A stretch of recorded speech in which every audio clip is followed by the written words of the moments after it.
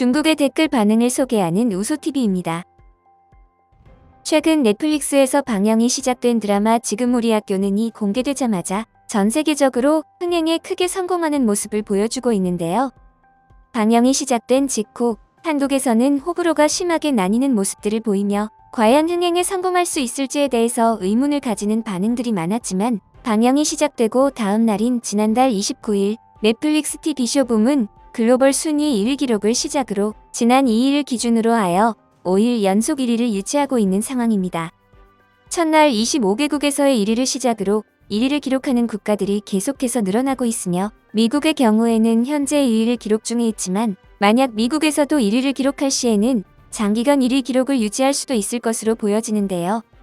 다른 여러 장르의 작품들과 비교해서 좀비물은 장르 특성상 호불호가 크게 나뉠 수밖에 없기에 지금 같은 이 작품의 흥행 성공이 더욱 대단하다 할 수 있겠습니다.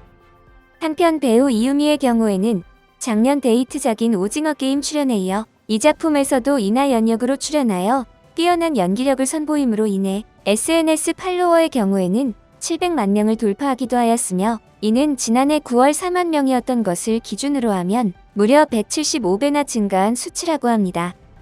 지난 영상에서도 소개해드렸듯이 이 작품의 원작 웹툰 연재 당시에 중국에서도 해적판 번역본을 통해 많은 중국인들이 접했었기에 현재 지금 우리 학교는에 대한 중국에서의 관심이 엄청난 상황인데요. 중국 내 평점 사이트에서는 수만 개의 리뷰 댓글들이 실시간으로 계속해서 달리고 있었지만 이 작품에 대한 평점은 6.3점으로 상당히 낮게 매겨지고 있었습니다. 사실 평점이 낮은 작품들은 리뷰 댓글 수가 매우 저조한 편이기에 지금 우리 학교는의 경우는 흔히 볼 수 없는 모습이라 할 수 있겠는데요.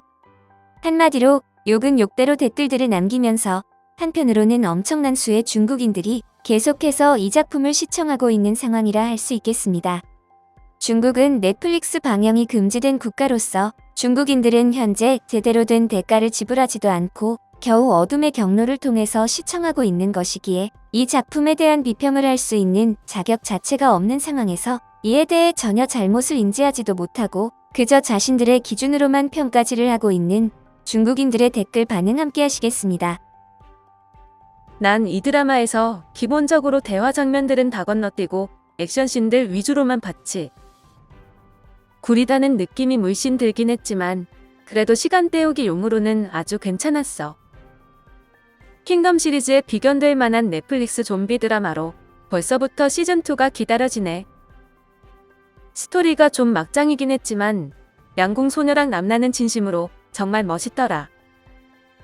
좀비들로 인해서 평점을 10점 줄 만한 가치가 있지만 여주랑 스토리 때문에라도 3.7점 감점할래. 좀비는 10점, 여주인공 감점 4점, 스토리는 감점 500점, 감독의 IQ에 대한 감점 추가를 마지막으로 이상 총평 끝. 나는 이 드라마를 끝까지 다 보고 나서는 시바라는 단어를 배웠어. 좀비 캠퍼스에는 오빠는 없고 시바만 있구나. 원작 웹툰은 진짜 최고였는데 드라마가 망쳐버렸어. 꽤 괜찮았어요. 좀비 매니아 분들도 충분히 만족했을 거예요. 왜 평점이 6.3점이지? 나는 전체적으로 매우 볼만했다고 생각했는데 충분히 별 4개는 줄만했어. 지난 20년간 나왔던 좀비 영화들을 다 카피한 듯한 느낌이 들긴 했지만 그런대로 괜찮게 뽑아내서 그런지 몰라도 내 입맛에 맞기도 해서 하루 종일 다 봐버렸어. 내 생각에는 좀비들의 연기력이 제일 좋았던 것 같아.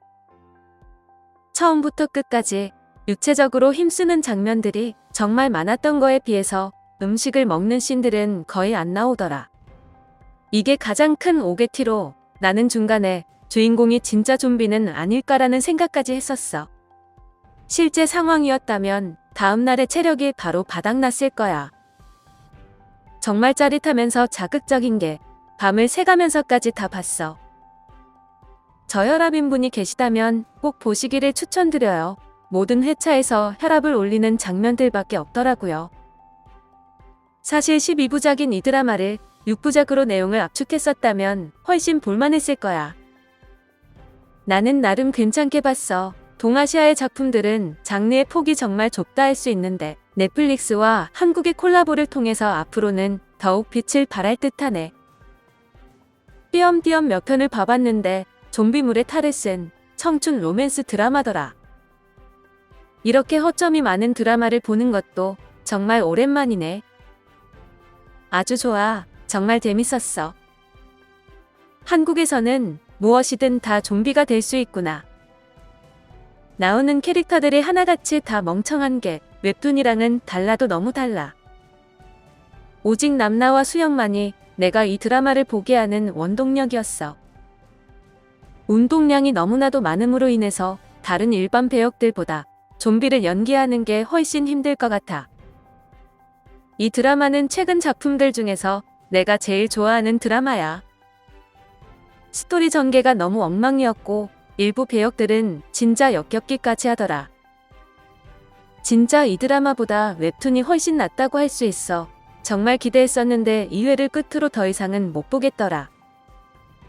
정말 재밌게 본 블록버스터급 작품으로 여주인공도 이 정도면 그리 어리숙하지 않으면서 정도 많고 총명하기도 해서 시즌2를 기대하게 되네. 춘절 전부터 보기 시작했는데 이루 말할 수 없을 만큼 시큼하구만. 이 좀비 드라마는 여주인공이 조금 감성적이라는 점만 빼면 정말 현실적이라고 할 수 있어. 만약 안 본 사람이 있다면 개인적으로는 보는 걸 강력 추천해. 한국은 점점 미국의 문화 속국으로 변해가고 있는데 그래도 다양한 장르의 드라마나 영화들을 볼 수 있다는 점에서는 조금 부럽긴 하네. 기대가 크면 클수록 실망도 큰 법이지. 극한 상황에 놓이게 되면 평소와는 분명 다를 수밖에 없어. 지금은 수많은 대처법들이 떠오를 테지만 막상 저 작품 속으로 들어가는 순간 바로 정신을 잃을 수도 있어. 난 이 드라마에서 양궁 언니가 제일 멋있더라. 이 작품을 보면서 가장 불편하게 느꼈던 부분은 싸우는 상황에서 아무도 도와주지도 않고 구경만 하는 장면이었어. 옆에 있던 사람이 좀비로 변할 때도 제자리에 그냥 머물면서 좀비로 변하는 것을 그냥 지켜만 보고 있더군. 솔직히 이 드라마는 괜찮은 편이잖아. 우리 중국은 이런 장르를 만들지도 못하고 있어. 아예 불가능하지. 밤 늦게까지 좀비 드라마를 보고 있자니 매우 짜릿하구만. 감탄과 칭찬하는 댓글들로만 작업해서 흔히 말하는 국뽕의 내용들 위주로 올릴 수도 있었겠지만 그것 자체가 중국인들을 포장하는 것이라는 생각에 굳이 그렇게 하지는 않았습니다. 오늘의 영상은 여기까지이며 구독과 좋아요는 영상 제작에 큰 힘이 됩니다. 감사합니다.